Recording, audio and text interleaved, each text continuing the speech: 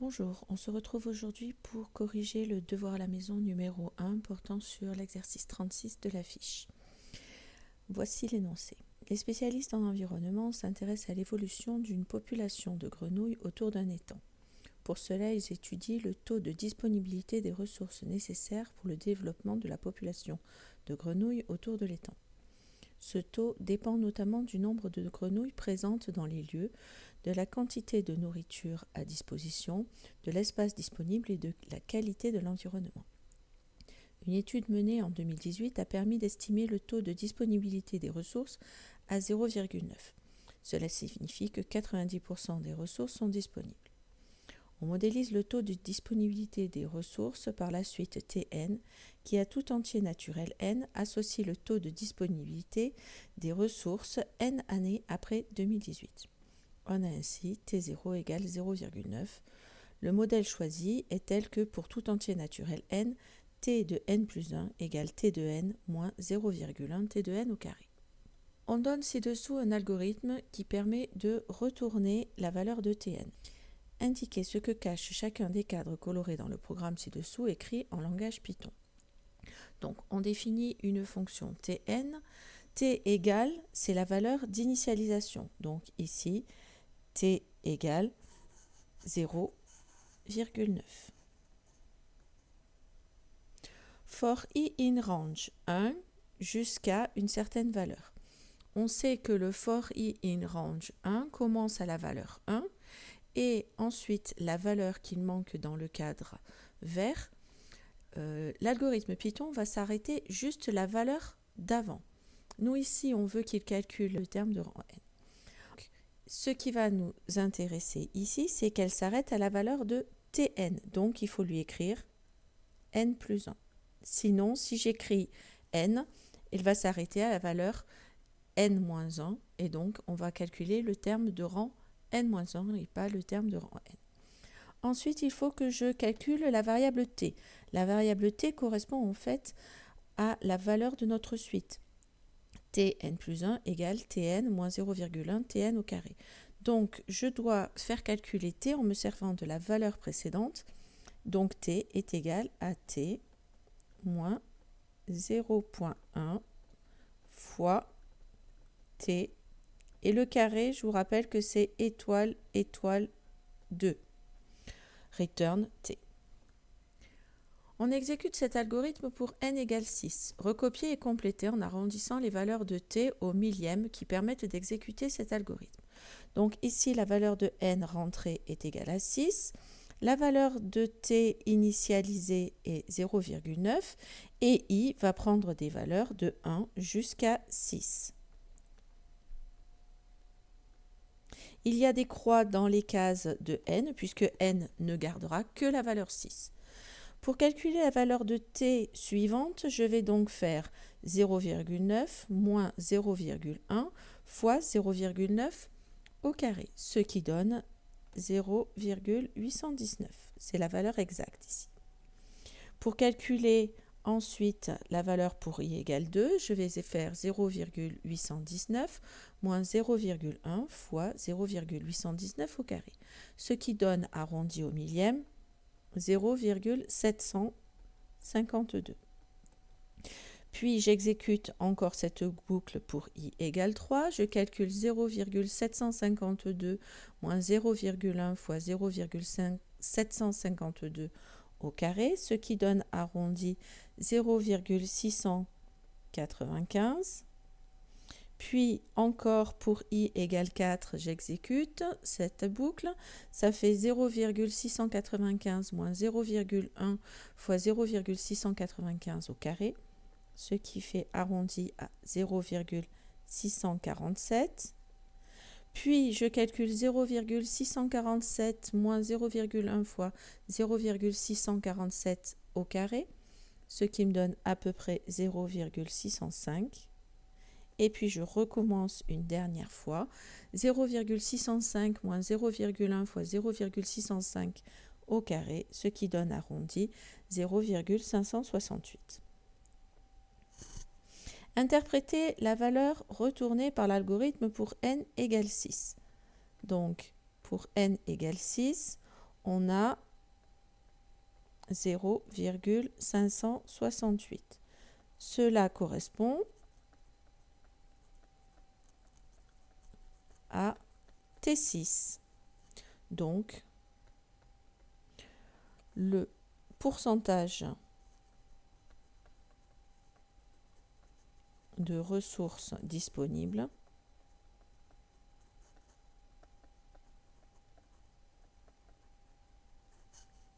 en 2018 plus 6, soit 56,8% de ressources en 2024. Question D. De quelle valeur le taux de disponibilité des ressources sera-t-il proche en 2038? Je pourrais poursuivre cet algorithme comme ceci pour n égale 20, mais je peux aussi me servir de ma calculatrice où je vais faire apparaître les termes de la suite Tn qui est définie par récurrence par T0 égale 0,9 et Tn plus 1 égale Tn moins 0,1 fois Tn au carré. Et j'obtiens que en 2038, soit 2018 plus 20, on a T20 qui est proche de 0,310. Donc, environ 31% de ressources disponibles.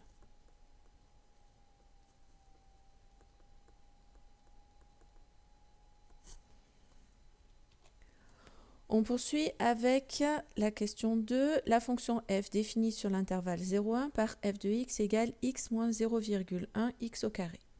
Ainsi, la suite vérifie pour tout entier naturel n, t de n plus 1 égale f de tn. Étudier les variations de la fonction f sur l'intervalle 0,1. Donc, dans un premier temps, je calcule la fonction dérivée f' de x qui est égale à 1 moins 0,1 fois 2x. Donc, ça fait moins 0,2x plus 1. Je dois étudier le signe de cette dérivée, donc je cherche quand moins 0,2x plus 1 va être égal à 0. C'est le cas lorsque x est égal à 1 sur 0,2, ce qui fait 5. J'obtiens alors le tableau de signes que voici. Je suis sur l'intervalle 0, 1. Donc, j'ai le signe de f' de x. Je viens de voir que ma dérivée s'annule en 5. C'est une fonction qui est décroissante, f' de x, puisque c'est moins 0,2x plus 1. C'est une fonction affine qui est décroissante. Donc, ça veut dire qu'avant 5, elle est positive et après 5, elle est négative. Et donc, les variations de ma fonction f est qu'elle est croissante. Je calcule f de 0, c'est 0. Et f de 1, c'est 1 moins 0,1 fois 1 au carré, ce qui fait 0,9. Question 2. Montrez que pour tout entier naturel n, on a 0 qui est inférieur ou égal à tn plus 1, qui est inférieur ou égal à tn, qui est inférieur ou égal à 1. Je vais faire ceci par récurrence. Donc je commence avec l'initialisation qui correspond à n égale 0. Je sais que T0 est égal à 0,9 et d'après le tableau précédent, j'ai calculé T1 et je sais que ça fait 0,819. J'ai donc bien 0 qui est inférieur ou égal à T1, qui est inférieur ou égal à T0, qui est inférieur ou égal à 1. Donc l'initialisation est vérifiée. Passons à l'hérédité. On suppose qu'il existe un entier naturel K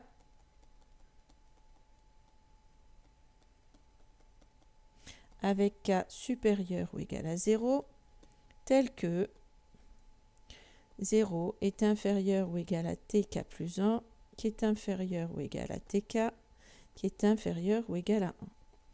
Et je veux montrer que 0 est inférieur ou égal à tk plus 2, qui est inférieur ou égal à tk plus 1. Mais ça va être équivalent à 0 est inférieur ou égal à f de tk plus 1, qui est inférieur ou égal à f de tk, puisque notre fonction tn, elle est définie par tn plus 1 égale f de tn.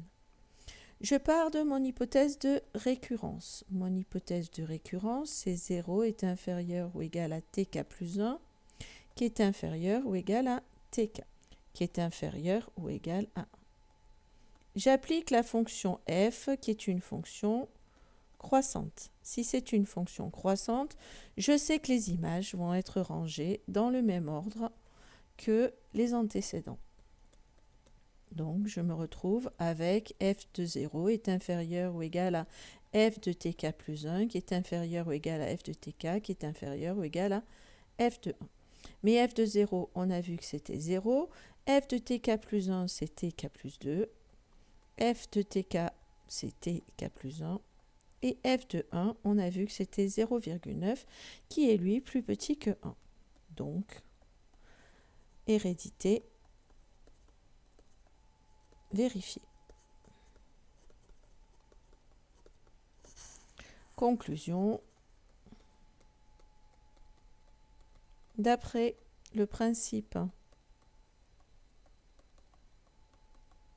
du raisonnement par récurrence,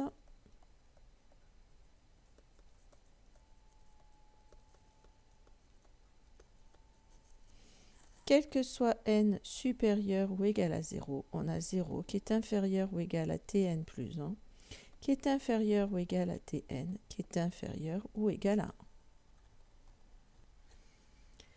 Question 2c. En déduire que la suite tn converge, justifiez votre réponse clairement.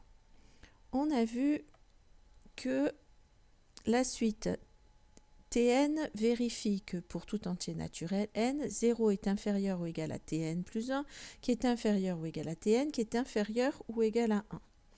Quel que soit n, du coup, supérieur ou égal à 0, on a tn plus 1, qui est inférieur ou égal à tn. Donc, tn est une suite décroissante. Quel que soit n supérieur ou égal à 0, on a 0 qui est inférieur ou égal à tn. Donc, tn minoré par 0. On sait que toute suite décroissante minorée converge. Et donc, on en déduit que tn converge. On ne sait pas vers quoi tn converge, mais on sait que tn a une limite finie. Passons à la question 3.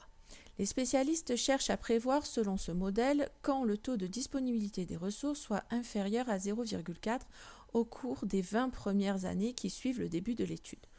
On donne l'algorithme ci-dessous en pseudocode. Tant que t, plus grand que quelque chose, n va prendre la valeur n plus 1, t va prendre la valeur de quelque chose, fin de tant que. Au début, on affecte la valeur 0 à la variable n et la valeur 0,9 à la variable t. Il renvoie la valeur de n à partir de laquelle tn est inférieur ou égal à 0,4 et donc je demandais de recopier, de compléter cet algorithme. Cet algorithme va s'exécuter tant que je n'obtiens pas ce que je veux. Et ce que je veux, c'est que tn soit inférieur ou égal à 0,4. Donc tant que t restera plus grand que 0,4, mon algorithme va s'exécuter. N prend la valeur n plus 1 et t va faire quoi? T va prendre des valeurs successives qui correspondent au terme suivant de la suite. Donc t va prendre la valeur t moins 0,1 fois t au carré. Voilà cet algorithme. Question suivante, déterminer cette valeur de n avec la calculatrice. Quand je tabule à la calculatrice la suite tn, je constate que t13 vaut à peu près 0,401 et t14 vaut à peu près 0,385. Donc, pour n supérieur ou égal à 14, on va avoir Tn qui est inférieur ou égal à 0,4. Et donc la valeur de n, c'est 14.